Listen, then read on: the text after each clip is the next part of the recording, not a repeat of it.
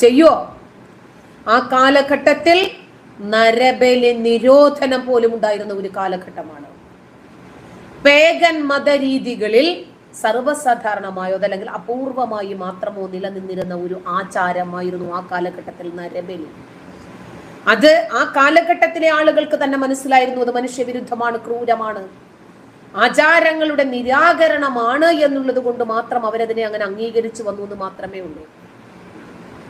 ഈ മാനസിക രോഗിയായ പ്രവാചകൻ കണ്ട ഒരു സ്വപ്നം സ്വന്തം പുത്രനെ ബലിയർപ്പിക്കാനുള്ള ദൈവിക ആഹ്വാനമാണ് എന്ന് പറഞ്ഞ് ദൈവകൽപ്പന അനുസരിക്കാനാണ് താൻ പോകുന്നത് എന്ന രൂപത്തിൽ ഇദ്ദേഹം ഈ പുത്രനുമായി കാര്യം കൂടി ആലോചിച്ചു എന്ന് പറയപ്പെടുന്നു.